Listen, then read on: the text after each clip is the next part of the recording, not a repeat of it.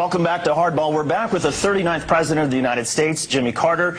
His new book is called Palestine, Peace, Not Apartheid. And President Carter, why did you use the word apartheid in the book's title? Well, let's look at the entire title, if you don't mind. The first word is Palestine, which involves the land that belongs to the Palestinians, not the Israelis.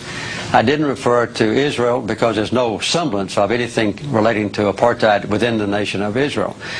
And I also emphasized the word not, that is peace and not apartheid. That's what I hope to accomplish with this book, is to move toward that goal.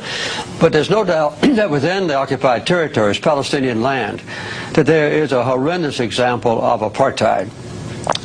The occupation of Palestinian land, the confiscation of that land that doesn't belong to Israel, the building of settlements on it, the colonization of that land, and then the connection of those isolated but multiple settlements, more than 200 of them, with each other by highways on which Palestinians can't travel, and quite often where Palestinians cannot even cross.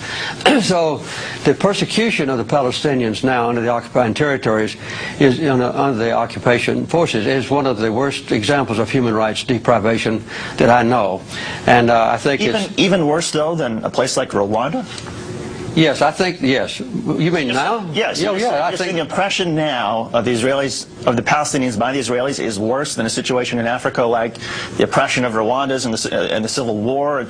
I'm not going back into ancient history about Rwanda, but right now, the persecution of the Palestinians is one of the worst examples of human rights abuse I know, because the Palestinians... When you're talking about right now, you're not talking about, say, I'm not talking about ancient history. No. Oh, Rwanda wasn't ancient history, it was just a few years ago. You can talk about Rwanda if you want to. I want to talk about Palestine.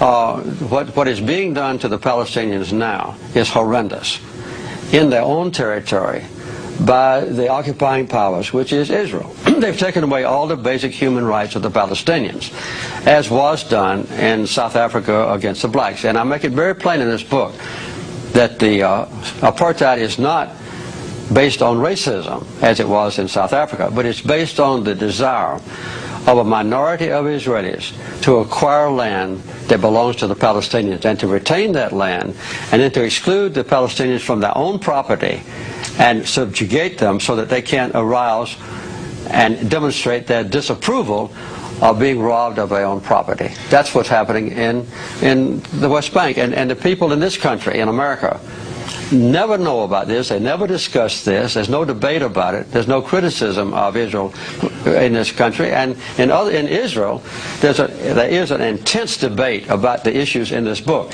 In this country, no. I agree. I mean, I wish we had that sort of debate that they're having in Israel. I wish we had that in the United States. But give us a sort of sense, how much of the responsibility for the conflict, the Israeli-Palestinian conflict, do you think belongs to the Israelis for their tactics like seizing land and occupying territory that didn't belong to them? How much of it is the responsibility of the Palestinians for their suicide terror attacks and their bombings within Israel proper?